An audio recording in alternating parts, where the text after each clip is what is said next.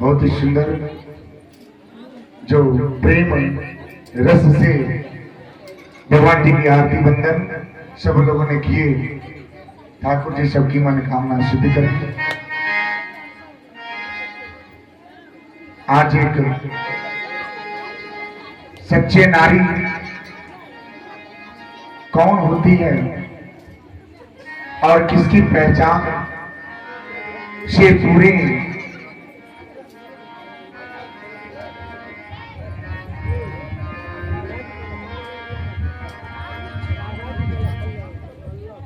देवी देवता भी उनके आगे झुक जाते हैं। वो क्या है?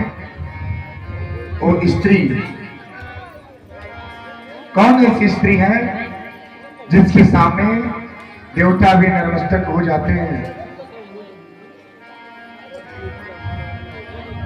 अब एक स्त्री की कहानी श्रीमद् भागवत कथा में के द्वारा आपके बीच कथा प्रसंग है। नारी जो संसार के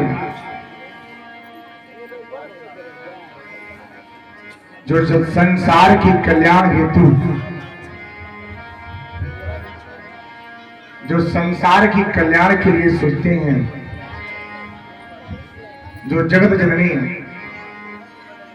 आदि शक्ति नारी के रूप में भगवती जो सृष्टि के उत्पत्ति कारक नारी नहीं तो कुछ नहीं। स्त्री है तो पूरा सृष्टि है, स्त्री नहीं तो सृष्टि नहीं है। ऐसे ही एक प्रेम एक नल नामक राजा होते हैं।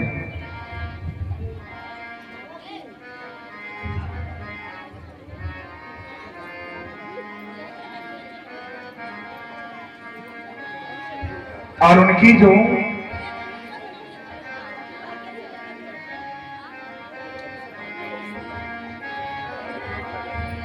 वो राजा इतने सुंदर होते हैं, इतने सुंदर कि उनकी सुंदरता उस राज्य के रहने वाले सबको उनको सुंदरता प्रिय था। ऐसे ही सुंदरता एक राजकुमारी को पता चलता है। राजकुमारी रहती है दामोदरी। ध्यान से सुनिएगा।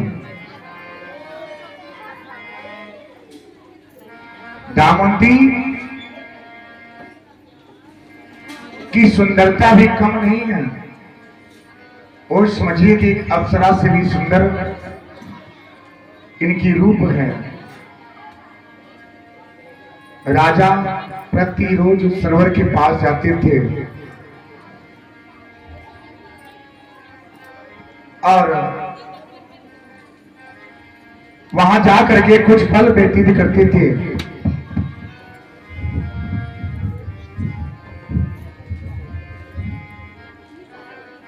ये बात दामोदरी के सखियों के द्वारा पता चला कि राजकुमारी जी राजकुमार एक राजकुमार हैं जो बहुत सुंदर हैं। इतने सुंदर हैं कि उनकी सुंदरता की प्रशंसा इस नगर में हो रही है। अब राजकुमारी दामोदरी को भी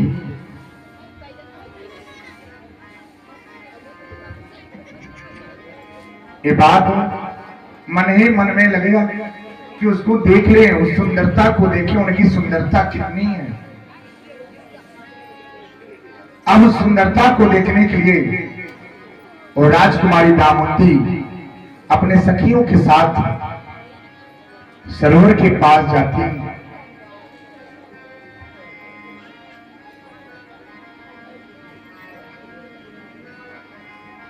उस सरोवर में दो हंसों का जोड़ा होता है। अभी राजकुमारी जब जाती है तो एक हंस उनको प्रिय हो जाता है और एक हंस को उन्होंने पकड़ करके अपने पास रखे।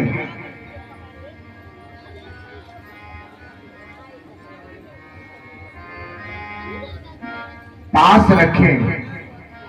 जब पास पकड़ लिए तो हंस ने बोला कि राजकुमारी जी हमें छोड़ दीजिए। राजकुमार जो नल नामक राजकुमार हैं वो आएंगे, बहुत ही सुंदर हैं और आपकी प्रशंसा उनसे हम करेंगे। मन ही मन दामोदरी को राजकुमार नल की सुंदरता मन में समा गया।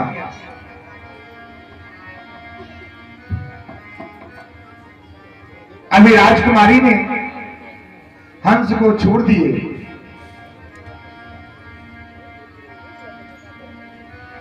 छोड़ने के बाद वो हंस राजकुमार के पास गया और बोला कि महाराज, राजकुमारी जो दामोदरी हैं इस नगर में और सरोवर के पास आई थी, उनकी सुंदरता बहुत है। राजकुमार के मन में भी उनकी सुंदरता, मन में क्या हुई, लालसा हुई कि उस सुंदरता को एक बार देख लें, कितनी सुंदर है, कितने रूप होती है। अब राजकुमार भी गए और इधर दामोदरी भी सरोवर के पास देखने के बाद अभी लगा दोनों जन एक दूसरे के सामने जब पड़े तो उनकी सुंदरता इतनी थी कि एक दूसरे में क्या हुए, खो गए। मन ही मन दामोदरी ने अब उनको मान लिए कि ना मेरा विवाह होगा तो राजकुमार नल के साथ ही होगा। मन ठानने के बाद अभी प्रेम इतना बढ़ गया कि विवाह करने तक ही पहुंच गया। देवता लोग भी थे, जो नल इतने सुंदर थे, जो वायु, उसके बाद वरुण, यानी जितने भी देवता हैं वो सब लोग अब नल से, राजा नल से क्या किए, थोड़ा सा ईर्ष्या की भावना होने लगी। ये जो दामोदरी है ये अप्सरा के समान है, ये देवता के साथ विवाह होना चाहिए, ये हमारे साथ विवाह होना चाहिए, ये पृथ्वी पे योग्य नहीं है।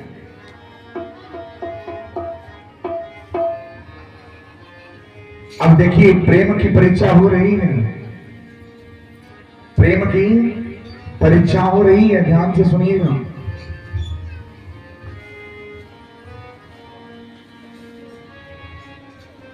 अब राजकुमार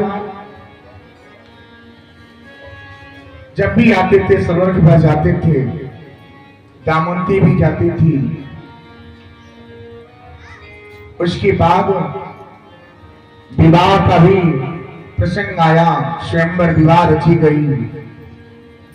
अब दामोदरी ने राजकुमार नल से बोली क्या कि मैं सिर्फ और सिर्फ विवाह करूंगी तो तुमसे, अन्यथा नहीं करूंगी। अभी में प्रेम इतना हो गया कि अब देखिए एक राजकुमारी, एक राजकुमार, भगवान जी की कृपा है, कैसी परीक्षा हो रही है। अभी बात जब बोल दी, बोलने के बाद राजकुमार नल को ये बात क्या हुई, मन में समा गया और ये मन ही मन ठाना कि ना मैं विवाह मैं भी करूंगा तो सिर्फ तुमसे, वचन देते हैं।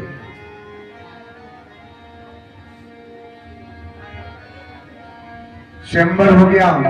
अब स्वयंवर में अब ये देव लोग आए और राजा नल के पास, राजकुमार नल के पास गए क्या कि तुम उसके योग्य नहीं हो, तुम विवाह मत करो, विवाह मत करो। वो स्वर्ग के लिए है, ये पृथ्वी के लिए नहीं है।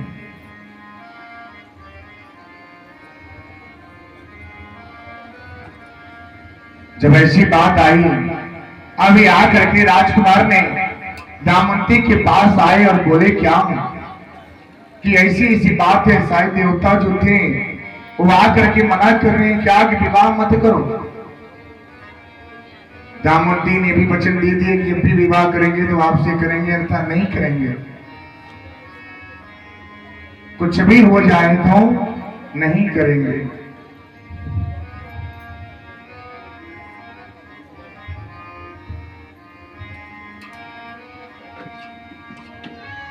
अब ये बात अब करे तो करे क्या, धर्म संकट की बात आ गई, धर्म संकट पड़ गया, करे तो करे क्या। राजकुमार नल अपने महल गए और सोचने और सोचने के बाद उन्होंने बोला क्या,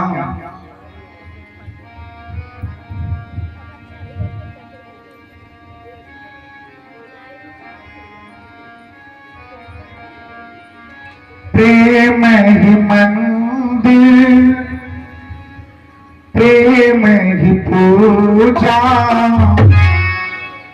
प्रेम ही भक्ति, प्रेम ही पूजा, प्रेम ही मंदिर, प्रेम ही पूजा, प्रेम ही भक्ति, प्रेम ही पूजा, प्रेम ही मंदिर, प्रेम ही पूजा, प्रेम ही देवा, प्रेम ही प्रेम ही मंदिर, प्रेम ही पूजा,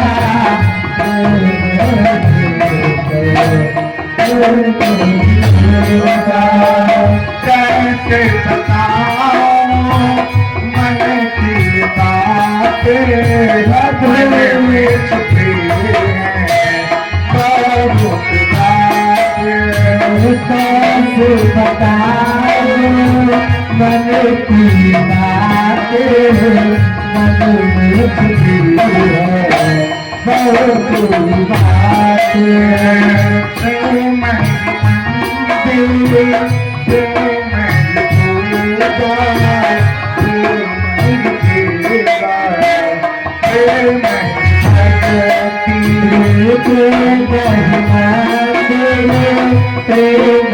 पूजा,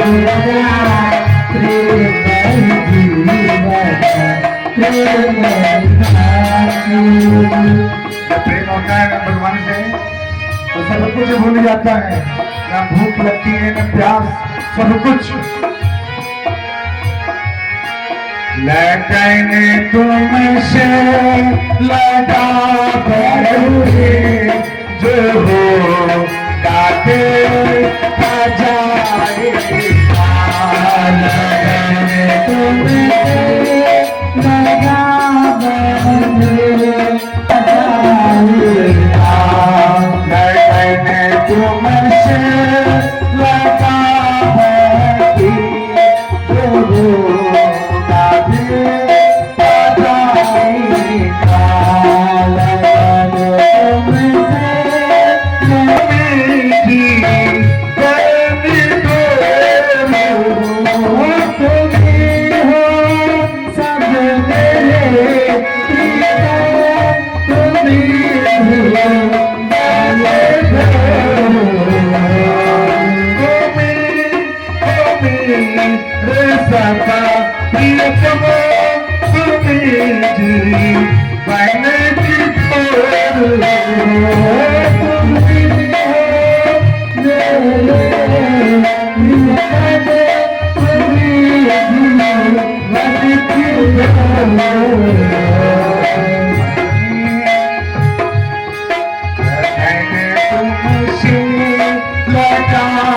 बैठे तो गाते तुमसे लगा है जो होगा देखा जाएगा।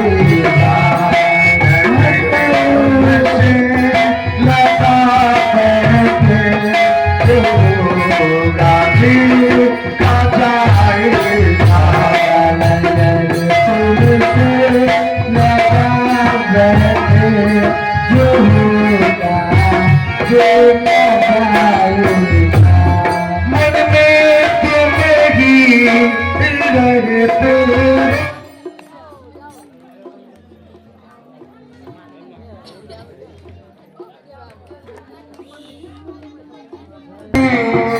तुम ही हो बसीगी ऐसे रहना।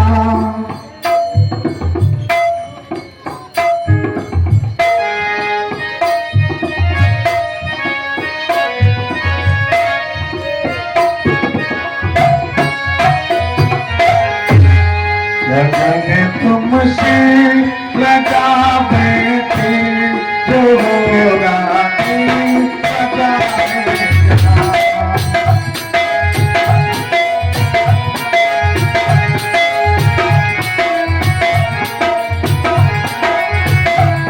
लगन तुमसे लगा बैठे जो होगा पता जाएगा।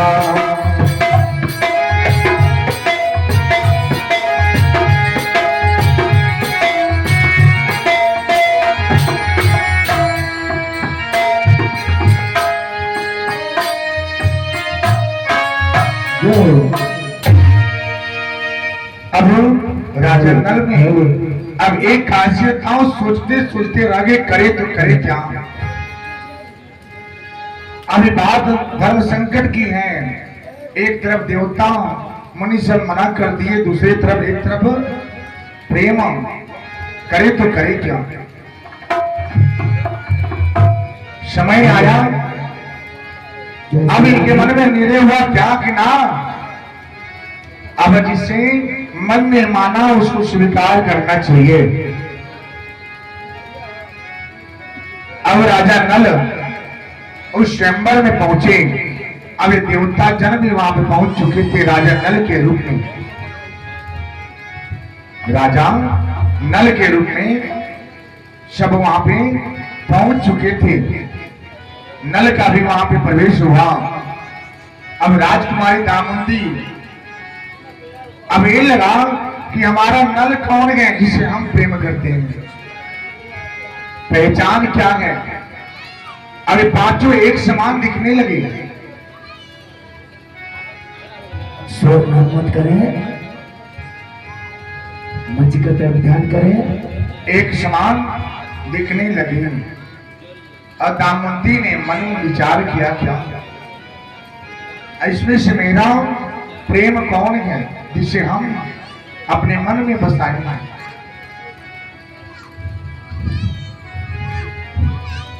सोच करके उन्होंने ध्यान किए। उन्होंने देखा कि क्या अगर देव होंगे तो देव चलेंगे तो पांव नहीं दिखेंगे, अगर मनुष्य होंगे तो उनका पांव दिखेगा। दामुंदी ने एक कदम सबको आगे बढ़ाया। देखिए क्या देव के पांव नहीं दिए, लेकिन राजकुमार नल के पांव दिख गया। अब उतने में पांचों जन में दामुंदी ने अपने नल को पहचान करके वरमाला डाल दिया। और देवता भी देखते लगे, अरे क्या ये प्रेम है। प्रेम के आगे सब कुछ कम है, भक्ति के आगे सब कम है। अभी इनके साथ विवाह हो गया, सब लोग चले गए, देव भी वहां से चले गए, क्योंकि दामुंदी तो राजकुमार नल की थी।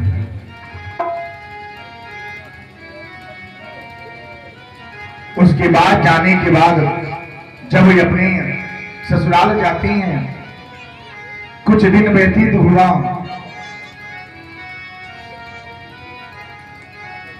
राजकुमार नल के पास एक बहुत बड़ा कमी था। क्या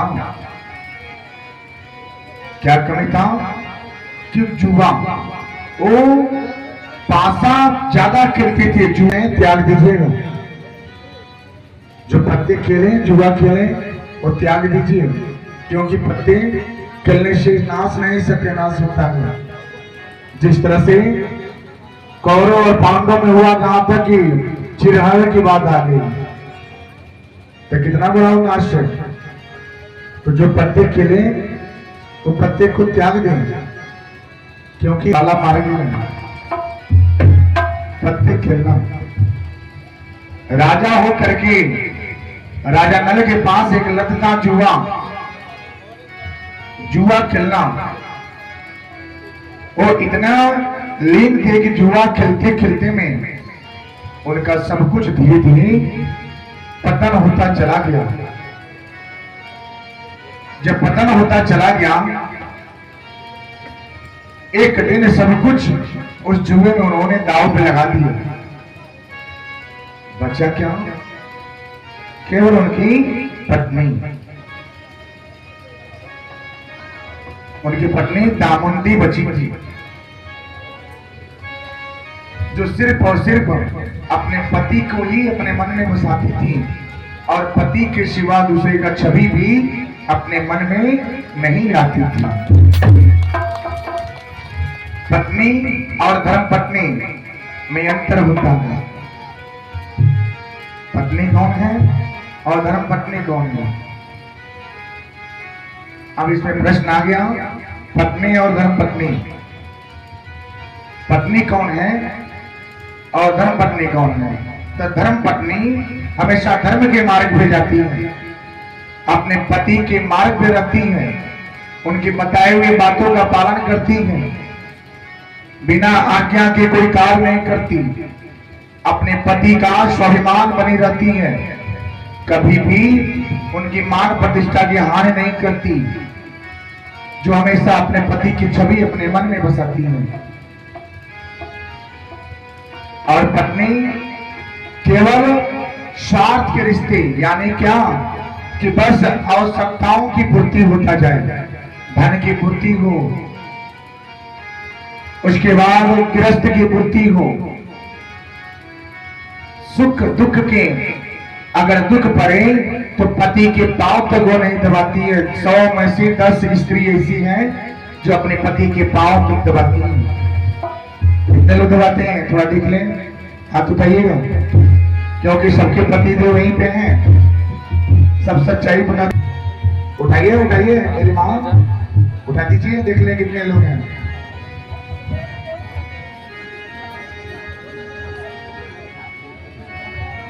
स्त्री धर्म पत्नी जो होती है ना, अपने पति के दुख के साथी होती हैं। सुख और दुख एक सिक्के के पहलू हैं। ये नहीं कि सुख हुआ तो पति का साथ दिए और दुख हुआ तो पति का साथ छोड़ दिए, जो आधुनिक युग में देखा जाता है। देखिए आपके सामने सब कुछ है, जब तक धन है, जब तक सब कुछ है, तब तक पति का साथ रहता है, धन नहीं। चलिए अब यहाँ पे ठिकाना नहीं है, पंछी की तरह उड़ जाना है,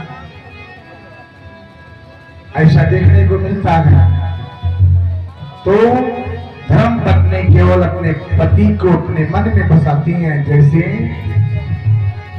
माता सीता, सती अहिल्या, नर्मदा, सती सावित्री, सती गार्गी और अपाला, जो अत्रि मुनि के पुत्री हैं, अपाला।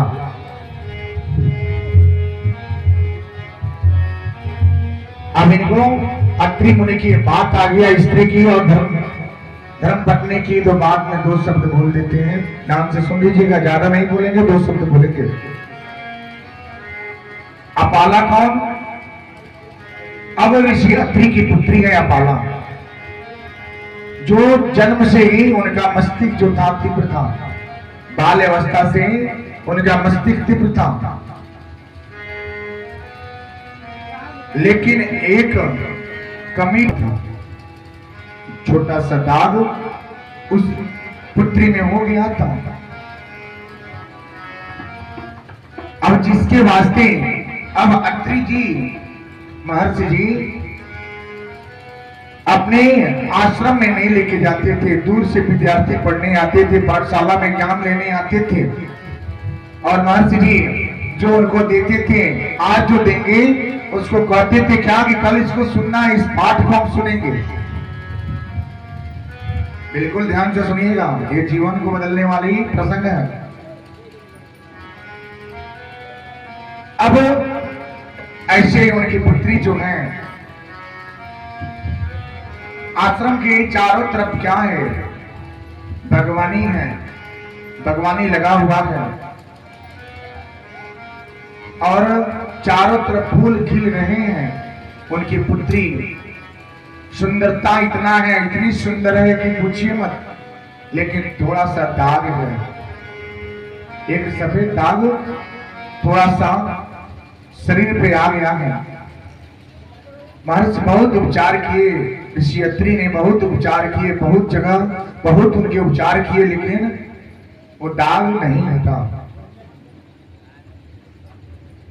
आगे पुत्री फूल में जल डालती थी, और महर्षि जो बताते थे, पाठशाला में जो विद्यार्थी आते थे उनके पास शिष्य आते थे, जो उनको बताते थे, अगले दिन रखते थे। जिस तरह से सबका जीवन ऐसे हुआ है, पाठशाला सब लोग गए हैं, सब लोग स्कूल गए हैं, सब लोग छोटे से ही बड़े हुए हैं। पहले A1 क्लास, एक क्लास से लेकर के 2, 3, चौथी, पंचमी, षष्ठी, सप्तमी, अष्टमी, नौवीं, 10वीं, 11वीं, 12वीं, मतलब जितना तक आप लोगों ने शिक्षा ग्रहण किया है, लेकिन शुरू तो एक छोटे से हुआ है, शिशु क्लास से हुआ है। तो सोचिए, अब उसी तरह से ये पुत्री का जीवन था। पाठशाला में जो आते थे, जो आपके टीचर, आपके अध्यापक, जैसे हम लोगों को भी ऐसे ही रटाया जाता था कि आज जो बताना है कल उसको आपको अपने क्लास टीचर को सुना देना है।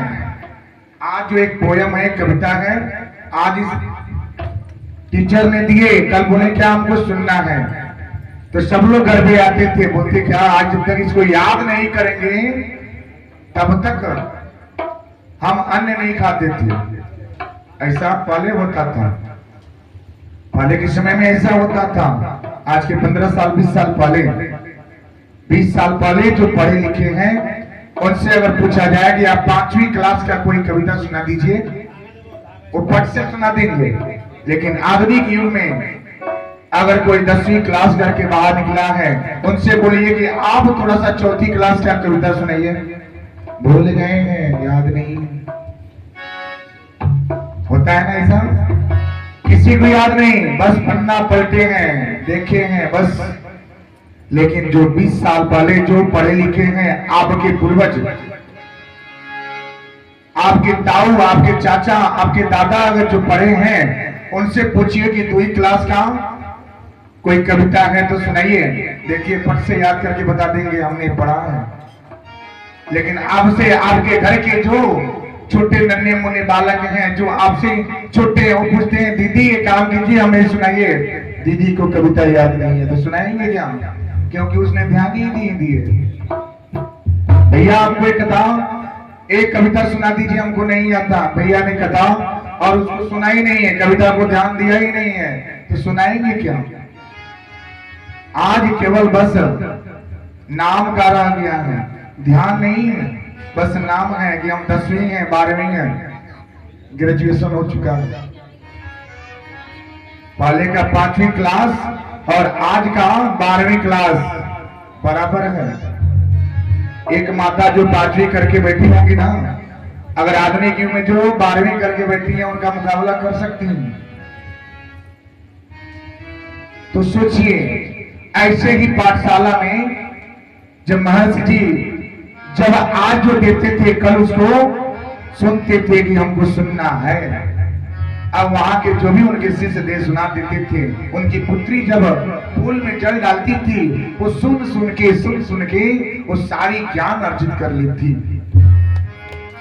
एक दिन की बात है, एक दिन की ये बात आती है कि महर्षि जब अपने आश्रम में जाते हैं तो उनकी पुत्री जल भरी होती है और जितना उन्होंने कल बताए थे वो सारी रट रही है, याद कर रही है और उसको एक संगीत के द्वारा गुनगुना रही है।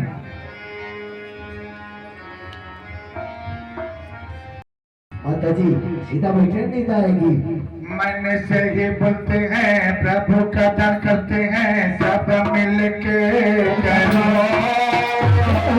अपने मन से, प्रभु की जान से मंगल सब करो। मन से ये बोलते हैं, जान ये करते हैं, कान्हा की भजन करो। एक बार नाम लेके उनका भजन करो।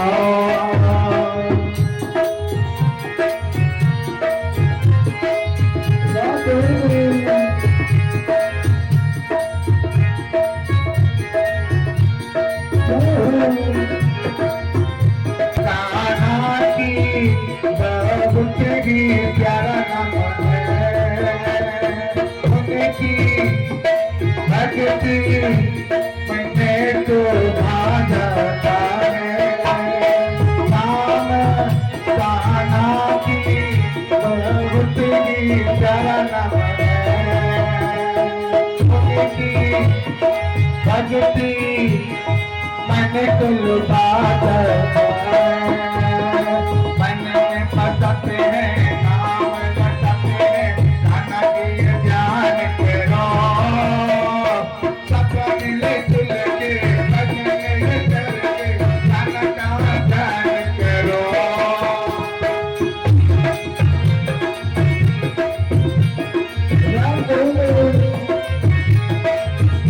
सब लोग खड़े हो जाएं। चलिए हाथ ऊपर करके जय से बात हो।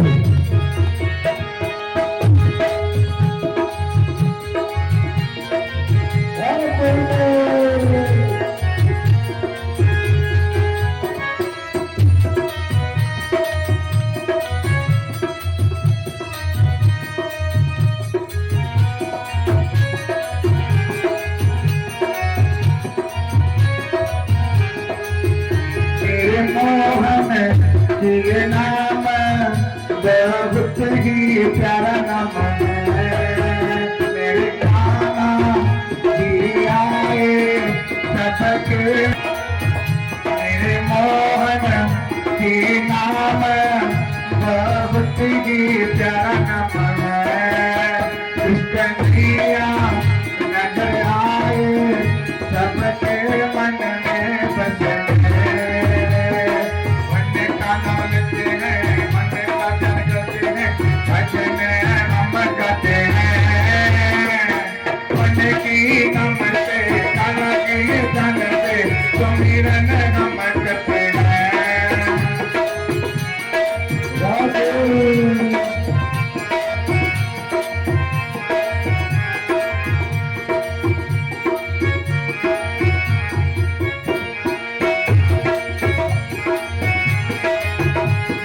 श्याम राधे श्याम बहुत ही प्यारा नाम है। बोलो श्याम राधे श्याम का नाम बहुत ही, बोलो श्याम राधे श्याम का नाम बहुत ही प्यारा नाम है।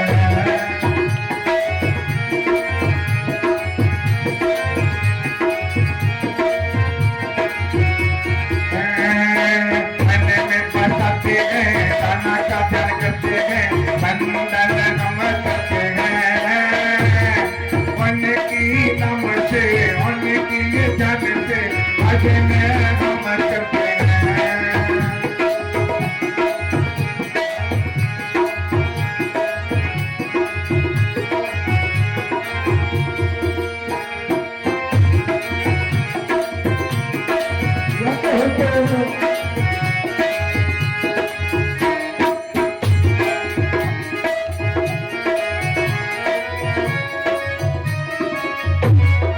बाद हनुमान जी का देखिए कितना बड़ा शक्ति होता है। और महर्षि पुत्री की जो तीर सुन करके रट ली थी, और रटने के बाद जब महर्षि ने देखा क्या रही तो चंबा हो गया। इतनी सी कम उम्र में एक लड़की ने सब कुछ याद कर लिया है, जो मैंने बोला सब कुछ याद कर लिए। अब धीरे धीरे मन ही मन धीरे धीरे जैसे सियानी होने लगी। ऋषि अत्रि को चिंता सताने लगा कि कौन विवाह करेगा, कौन आकर के अब इनका विवाह करेगा, कौन ऐसे आएगा जो इनका विवाह करेगा। अब ये सुन करके घबरा जाती है, पुत्री भी घबराती है, धीरे सियानी हो रही है। और जब सुनती है कि ना मेरे पिताजी मेरे लिए विवाह की तैयारी कर रहे हैं, तो सोच सोच के घबराते हैं। ऋषि अत्रि भी मन ही मन घबराते हैं कि करे तो करे क्या।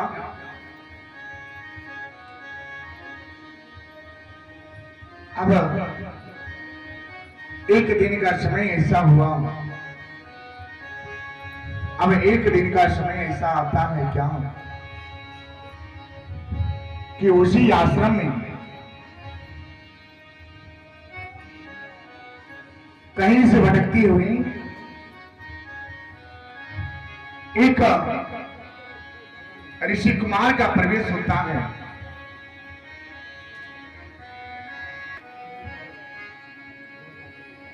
जब प्रवेश हुआ, अब ऋषि ने बोले क्या,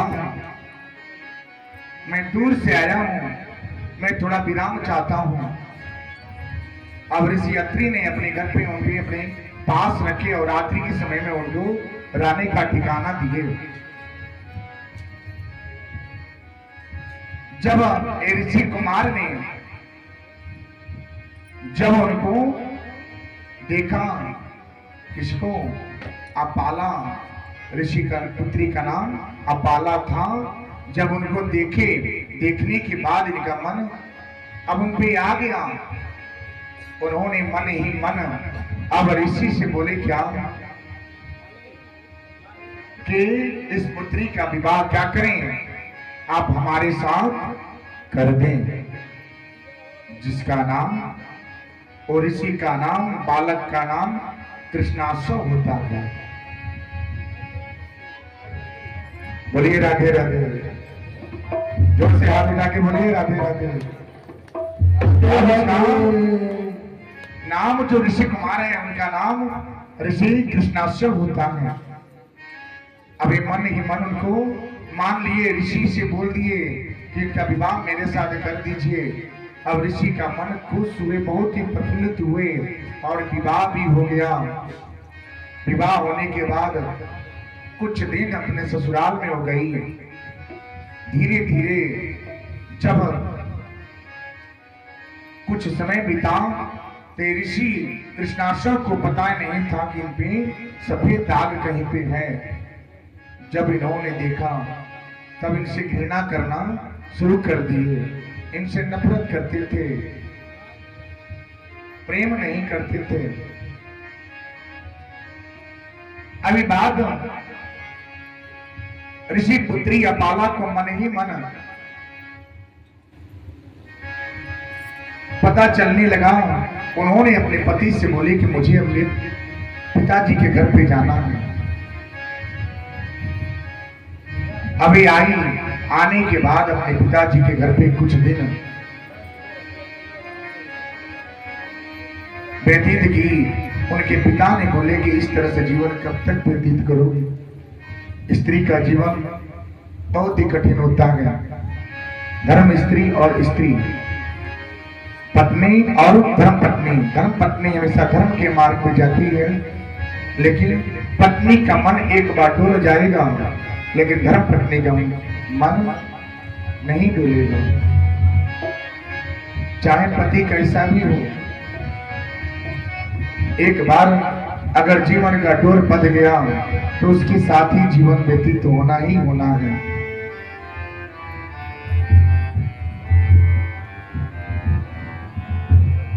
अब करे तो करे क्या, अपने पिताजी के घर पे गई और बहुत दुखी रहने लगे। उनके पिता बोले कि इस तरह से कब तक जीवन चलेगा पुत्री, कब तक जीवन चलेगा। मत सोचो, मत कुछ करो। दर्द तो है स्त्री के जीवन में, बहुत दर्द है, कष्ट भी बहुत है, दर्द भी बहुत है। जितना स्त्री दर्द सहती है ना, उतना पुरुष नहीं सह सकता। भले वो धन कमा सकता है, लेकिन दर्द को बर्दाश्त नहीं कर सकता, क्योंकि दर्द सहने की क्षमता स्त्रियों में होता है।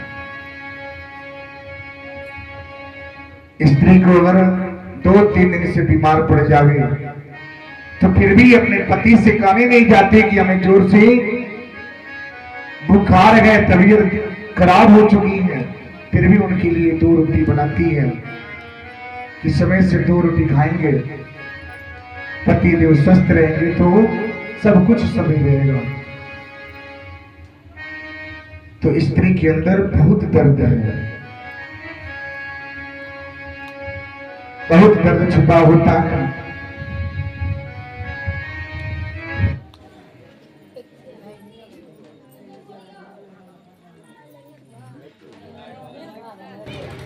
मिला है जीवन,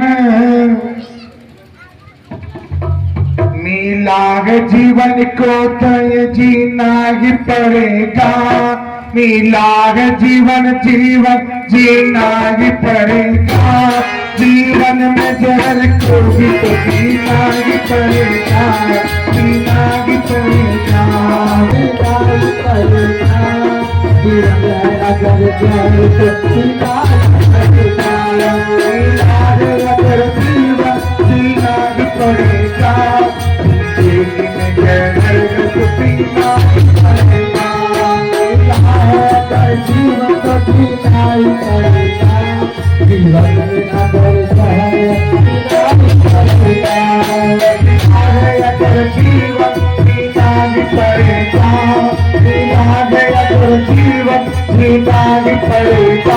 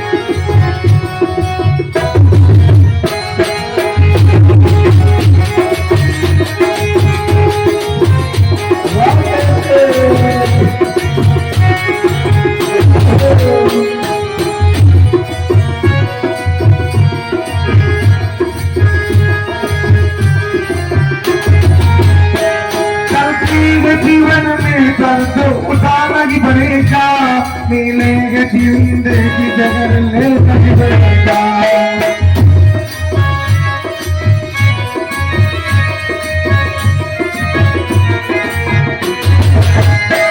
मिलेंगे जीवन में दर्द, अगर जीवन का जगर लेना पड़ेगा, काला की भक्ति में जीना ही पड़ेगा।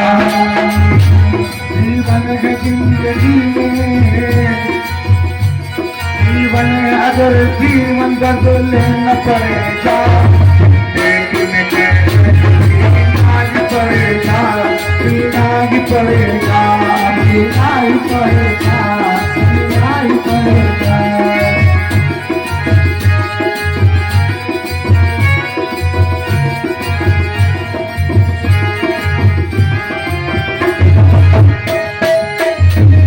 के जीवन में बहुत दर्द है।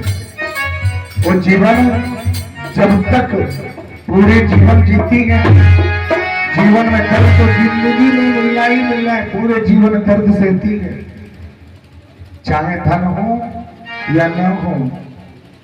चाहे वो लाखपति क्यों न हो, लेकिन दर्द तो उतना ही सहना पड़ेगा। अब ऐसे ही अपाला के साथ भी हुआ। ये अपाला को उनके पति देव ने कृष्णासों ने छोड़ दिए। ये अपने पति देव के घर पे आई और पति देव के घर पे जाने के बाद भी कुछ देर जीवन व्यतीत होता है, मन से प्रेम नहीं करते उनके पति देव। अब वो घर को छोड़ देती है, छोड़ करके अपने पिता के घर पे आती है। पिता बोले कि कब तक जीवन चलेगा पुत्री। अब इस सोच करके उन्होंने बोला कि क्या करें। और उनके पिताजी ने बोले, उनके पिताजी ने बोले क्या, एक काम करो, आप इंद्र का उपासना करो। किसकी उपासना करो? इंद्र की उपासना करो। वही है जो आपको क्या करेंगे, आपके जीवन की अंधकार को दूर करेंगे। अभी कुछ दिन अपाला ने इंद्र की उपासना की और इंद्र को अपनी तपस्या से प्रसन्न करने के लिए सोच लिए।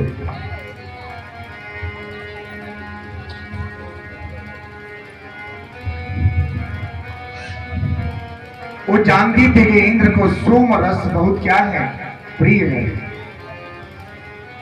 सोम रस बहुत प्रिय है। एक दिन अपाला जंगल में जाती है और जाने के बाद सोमबेल लाती है और ला करके अपने दांतों से उस रस को निचोड़ करके निकालती है।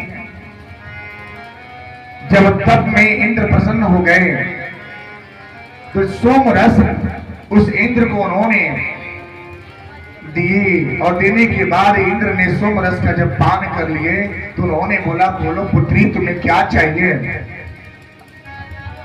मैं तुम्हारी तपस्या से बहुत प्रसन्न हूं, तुम्हें क्या चाहिए? अभी अपाला ने बोला, क्या हे प्रभु मुझे कुछ नहीं चाहिए, बस आप हमें कृपा करना कि हमारा जो रोग है,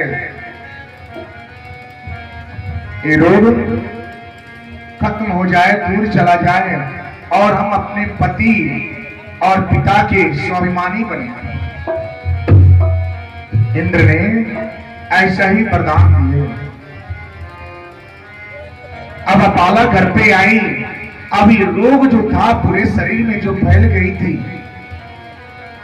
ये सोम रस से, तप से इंद्र को प्रसन्न करके इन्होंने जो प्राप्त किया, जो वर में प्राप्त किए, उस वरदान से इनकी सफेद दाग खत्म हो गया और इतनी सुंदर रूपवती हो गई। ये बात इनके पति देव को पता चला। ये पति देव आए और आकर के जब देखे तो इनको वापस अपने साथ ससुराल में लेके गए। इस तरह से सोचिए स्त्री का जीवन कितना कठिन होता है। इतने कठिन मार्ग को अपना करके उन्होंने अपने पति की मान, स्वाभिमान और मान की रक्षा किए। उनके मन में कभी बुरे विचार उत्पन्न नहीं हुआ।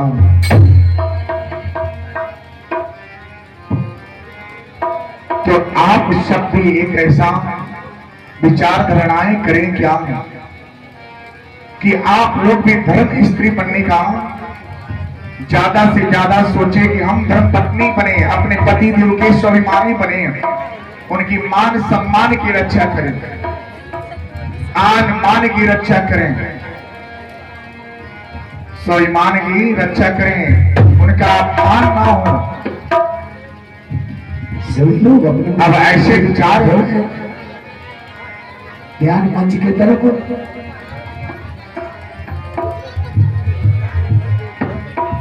ऐसे विचार जब उन्होंने उत्पन्न किए, आप लोग भी ऐसे विचार को सोचें और आप एक अच्छे स्त्री होने का पूर्ण रूप से कर्तव्य का पालन करें।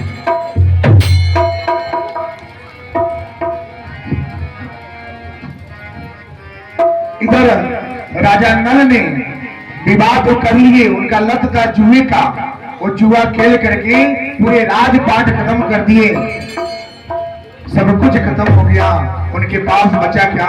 कुछ नहीं। अब ये नगर से बाहर अपने पत्नी के साथ गए, अब राज्य से बाहर निकल गए, इनके राज्य में कुछ बचा नहीं था, राज्य में बचा नहीं था। अपने पत्नी के साथ चले गए और जाते जाते जंगल में ठहर गए। बोले कहां जाऊं? ठहर गए और अपने पत्नी को बोले कि यहीं पे सो जाओ, विश्राम कर लेते हैं। उनकी पत्नी तो सो गई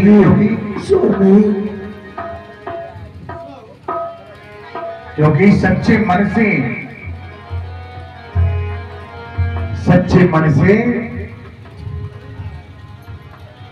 दामवंती ने अपने पति से अपने प्रेम करती थी, उनके मन में कोई छल नहीं था।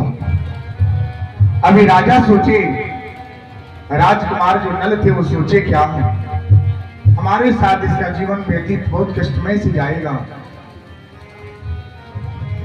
अभी सोच रहे हैं कि जंगल में अब दामवंती जो है सो गई है, अब सोचे क्या, अगर हम इसको यहाँ पे छोड़ देते हैं तो कहीं न कहीं अपने मायके जाएगी तो इसका जीवन चल सकता है, कम से कम हमारे साथ जो जीवन व्यतीत होगा उससे अच्छा जीवन इसके मायके में जाकर के होगा। ये जंगल में ठोकर खाने से अच्छा है, जानवरों से भय से अच्छा है कि मायके में जाएगी और इसका जीवन कुशल मंगल से जाएगा, व्यतीत होगा। अब ऐसा सोच करके राजा नल ने अपने पत्नी का साथ उस जंगल में छोड़ दिए। जब उनके पत्नी की आंखें खुली, देखी क्या इनके पति नहीं है, वो विलाप करने लगी, जोर जोर से चिल्लाने लगी और चिल्लाने की आवाज सुन करके उस जंगल की नरभक्षी जानवर अब उस दामवंती के पास आ गए। जब इन्होंने देखा जोर जोर से चिल्ला रही थी, पति के सिवा दूसरे कुछ ना नजर नहीं आया, कुछ नजर नहीं आ रहा था, बस पति ही नजर आ रहे थे। जाए तो जाए कहां, कोई सहारा नहीं था, किसके सहारे जीवन व्यतीत हो। ये दर्द आप जान सकते हैं कि पति का दर्द क्या होता है। जिसके पति नहीं है उनसे पूछिए कि दर्द क्या होता है, कितने दर्द का सामना, कितने कष्ट का सामना करना पड़ता है। जिसके पति अगर पत्नी को मायके छोड़ दें और उनका खबर तक न लें, वो स्त्री जान सकती है कि पति का दुख क्या होता है।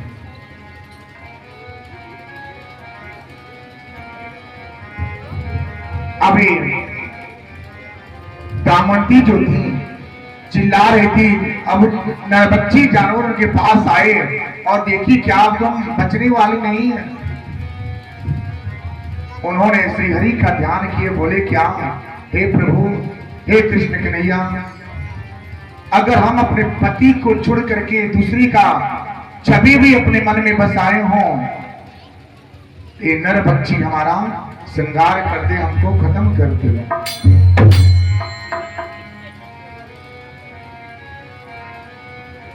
सोचिए कितना बड़ा तपस्या था, तप था। उन्होंने अपने आप को उस नरभक्षी के हवाले भी कर दिए और ये भी बोले कि अगर मेरे मन में जरा सा भी खोट हो कि मैं अपने पति को छोड़ करके दूसरे का छवि भी अपने मन में बसाए हैं, तो ये जो नरभक्षी है हमारा अंत कर दे। ऐसा कोई कर सकता है? बताइए मेरी माँ, सब लोग अपनी जान बचाने के चक्कर में रहेंगे कि किसी तरह जान बचे तो लाखों उपाय, आगे मौत है। और उस मौत से भी उन्होंने क्या किए, मौत से बड़ा संकल्प दे दिए। अब वो शेर कोई और नहीं था, वो एक दिव्य रूप में बनाया हुआ भेजा गया शेर था, जो परीक्षा रूप में गया था।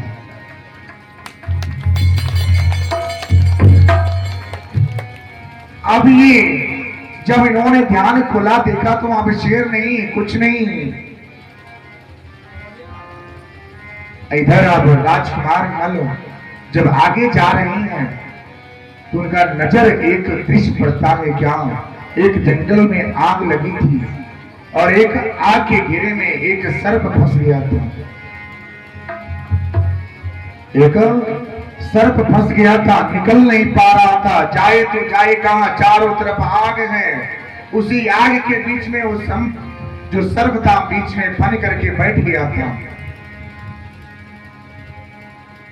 अपने प्राण बचाने की गुहार लगा रहा था, ईश्वर को याद कर रहा था। उसी समय राजा नल का नजर उस सर्प पे पड़े और राजा नल दौड़े हुए गए, आग में कूद गए और सर्प को जी हुई उन्होंने उठाया। सर्प उठ करके उनके मस्तिष्क पे डस लिया।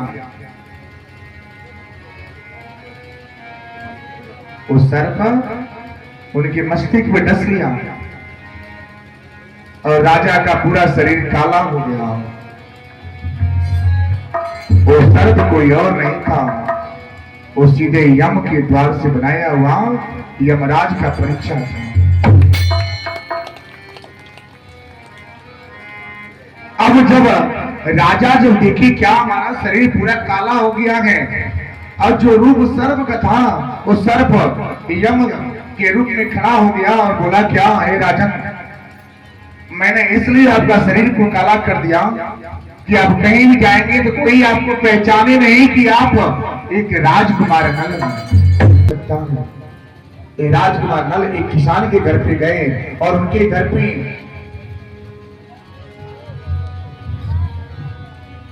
गौ की सेवा करने लगे, चारा देते थे, सेवा करते थे। अभी राजकुमारी नल अपने मायके पहुंच गई थी। राजकुमारी जो थी, नल की पत्नी जो थी, कौन, दामंती। राजकुमार नल की पत्नी जो थी दामंती, वो अपने मायके पहुंच गई थी। कुछ दिन व्यतीत हुआ, होने के बाद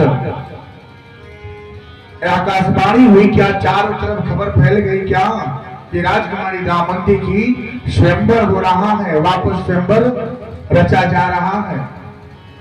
पूरे नगर में ढिंडोरे पीट गए, पूरे नगर के सब राजा महाराजा दूर दूर से लोग जान गए। ये बात राजा नल को भी पास खबर हो गया। राजा नल अब करे तो करे क्या, इनको भी खबर हो गया। जिसके साथ वो गए थे एक राजा थे, बोले क्या, एक हमारे पास 24 घंटे का समय है,